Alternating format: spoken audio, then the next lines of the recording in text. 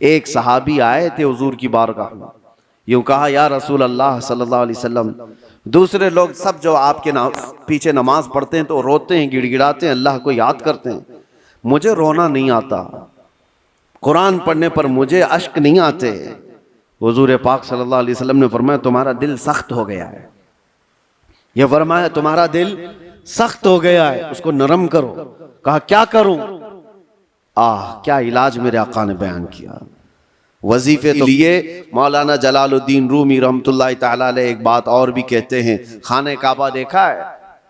खाने काबा, तवज्जो चाहता हूं, खाने काबा इतना मुअज्जम, इतना मुकद्दस है कि उसके लिए करोड़ों मुसलमान पूरी दुनिया के अतराफ व अकनाफ से आकर तवाफ करते हैं, बोसे देते हैं, सीना लगाते हैं।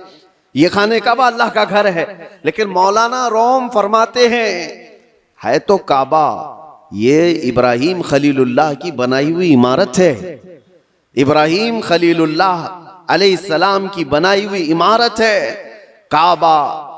और वो कहते हैं कि काबा बिनाए खलीले अतहरस्त, वो दिल गुजरगाहे रब्बे जलीलस्त। लेकिन दिल जो है मोमिन का दिल, अल्लाह के रसूल ने फरमाया, कल्बुल मुमिन अर्शुल्लाह, मोमिन का दिल अल्लाह का अर्श होता है। काबा इब्राहिम खलीलुल्लाह ने बनाया, दिल तो रब्बे जुल जलाल ने बनाया। तो कहा है मौलाना रोम ने कि काबे से भी अफजल है मोमिन का दिल। काबे की बेहुरमती उससे बढ़ करके मोमिन के दिल की बेहुरमती है। मोमिन के दिल का मकाम और भी बुलंद किया गया। इसीलिए मेरे अजीजों, हुजूर पाक सल्लल्लाहु तआला अलैहि वसल्लम ने जो फरमाया, इत्तकू फिरासतल मुमिनी फइन्नहु यंजुरु बिनूरिल्लाह, इसका मतलब क्या है? हुजूर ने फरमाया, मोमिन की फिरासत से डरो, इसलिए कि जब वो देखता है तो अल्लाह के नूर से देखता है। ये किसके लिए फरमाया गया? वो मोमिन सालेह जिसका दिल पाक है। होता क्या है मैं आपको बताऊं, जिसका दिल पाक है, औलिया कामिलीन की बारगाहों में जाने के वक्त होता क्या है, आप आए हैं, आप आए और कोई चीज आप जुबान से कहा नहीं, लेकिन मैं एक शीशा लेकर के बैठा हूं, एक आईना लेकर के बैठा हूं, आपके आते ही आपकी पूरी तस्वीर इस आईने में आएगी कि नहीं आएगी? कुछ नहीं कहा आपने, बोला कुछ नहीं, और मैं आपकी तस्वीर पूरी आईने के अंदर देख सकता हूं। बुजुर्गाने दीन के दिलों का मामला ऐसा ही है, वो इतना पाक दिल होता है, जो भी सामने जाता है उसके दिल की सारी तस्वीर उनके दिल पर छप जाती है। वो ये तक भी जानते हैं कि क्या चीजें लेकर के आया है। ऐसा नहीं है कि ये किसी और ताकत और कुव्वत से, जादू सहर सिफली से ये मालूम कर रहे, बल्कि दिल की पाकीज़गी इतनी है कि सामने वाले के दिल की तस्वीरें इस पर छप जाती हैं। दिल पाक रखने का इसीलिए हुक्म बुजुर्गान दीन ने फरमाया। आज सबसे ज्यादा गलाजत इसी की है हमारे पास। मैं एक और बात आपसे पूछता हूं, ये अल्लाह का घर है, मस्जिद है, मस्जिद में कोई अगर गलाजत ला करके फेंक दे तो क्या आप बर्दाश्त करेंगे उसे? मस्जिद के अंदर कोई पेशाब पखाना अल्लाह हजार बार ना करे, मुआज अल्लाह, ला करके डाल दे तुम्हारे सामने, तुम बर्दाश्त करोगे? आप झगड़ लोगे, थप्पड़ लगा दोगे, उसको निकाल बाहर कर दोगे कि ये अल्लाह का घर है, यहां पर गलाजत कैसे डाल दिया तूने?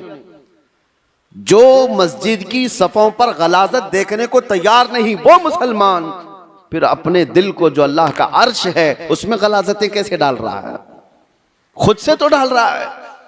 न जाने किसकी किसकी मोहब्बत, न जाने कौन कौन से गलीज सोचे उसने दिल में डाल रखा। इसीलिए हजरत साबिर कलियरी रहमतुल्लाह ताला अलैह फरमाया करते, एक दिल है उसमें दो चीजें नहीं आ सकती, या तो अल्लाह की मोहब्बत आएगी या तो फिर इंसानों की। अल्लाह रसूल की मोहब्बत होगी या तो फिर इंसानों की, दुनिया की। दुनिया की मोहब्बत और अल्लाह की मोहब्बत एक साथ दिल के अंदर नहीं आ सकते। तो तुम ये फैसला करो किस चीज को तुमने जगह दे रखा है, अपने दिल को किसके लिए खोल रखा है।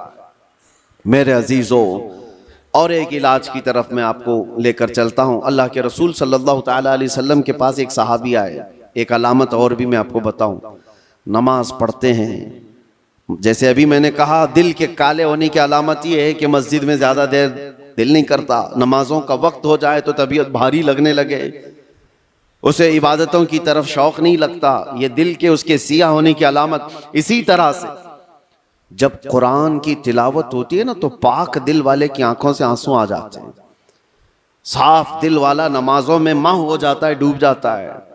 और दिल के अंदर अगर गुनाहों का बोझ हो तो नमाज भी भारी।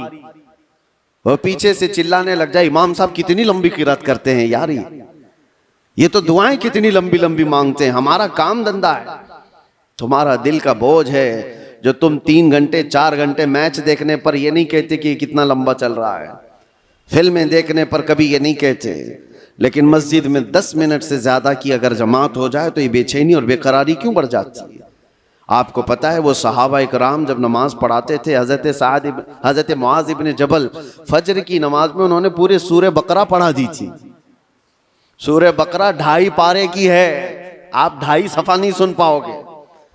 2.5 पारे तकरीबन उन्होंने पूरे फजर की नमाज में पढ़ा दी। तो वो सहाबा माँ होते थे सुनने में। अब जिस बात के लिए मैं ये कह रहा हूं, नमाजों में अगर बेचैनी और बेकरारी बढ़ गई है तो क्या करना चाहिए। एक सहाबी आए थे हुजूर की बारगाह में, यूं कहा, या रसूल अल्लाह सल्लल्लाहु अलैहि वसल्लम, दूसरे लोग सब जो आपके पीछे नमाज पढ़ते हैं तो रोते हैं, गिड़गिड़ाते हैं, अल्लाह को याद करते हैं, मुझे रोना नहीं आता, कुरान पढ़ने पर मुझे अश्क नहीं आते। हुजूर पाक सल्लल्लाहु अलैहि वसल्लम ने फरमाया, तुम्हारा दिल सख्त हो गया है। यह फरमाया, तुम्हारा दिल सख्त हो गया है, उसको नरम करो। कहा क्या करूं? क्या इलाज मेरे आका ने बयान किया। वजीफे तो करते ही रहते हैं। हुजूर पाक सल्लल्लाहु ताला अलैहि वसल्लम फरमाते हैं, जाओ किसी यतीम बच्चे के सर पर हाथ फेरो, अल्लाह दिल नरम कर देगा। एक इलाज ये भी मेरे आका ने फरमाया, यतीमों के लिए दिल में अपने एहसास पैदा करो, दिल नरम हो जाएगा। आज सच बताता हूं मेरे अजीजों, ढूंढो हजारों ऐसे गुरबा और मसाकीन जिनकी आंखों को पोंछने वाला कोई नहीं, जिनकी ठंडी और गर्मियों के सिलसिले में कोई देखने वाला नहीं। उन बच्चों के लिए अगर एहसास भी दिल के अंदर हो, एक आंसू भी का कतरा भी निकले तो तुम्हारा दिल नरम हो जाएगा। आपको पता है, जब कभी मैं उन फिलिस्तीन के बच्चों को देखता हूँ, रमजान आए, ईद आए तो अपने वालिदैन की कब्रों पर जाकर बैठ जाते हैं, और कोई बच्चा अपने बाप को पुकार रहा होता है कि बाबा मुझे सुन रहे हो, आज ईद का दिन है, कोई कपड़े पहनाने वाला नहीं। तो ये ज़माने रसूल याद आता है। ये वो यतीम है कि अगर मेरे आका के ज़माने में पुकारे होते तो मेरे आका कंधों पर बिठा लेते थे। आज उम्मत पर कुछ एहसास नहीं होता। उनकी चीखें, उनकी पुकार को सुन करके सब हम अपने अपने ऐश में मसरूफ़ रहते हैं। अपने दिल के अंदर एहसास पैदा करो, दिल नरम हो जाएगा।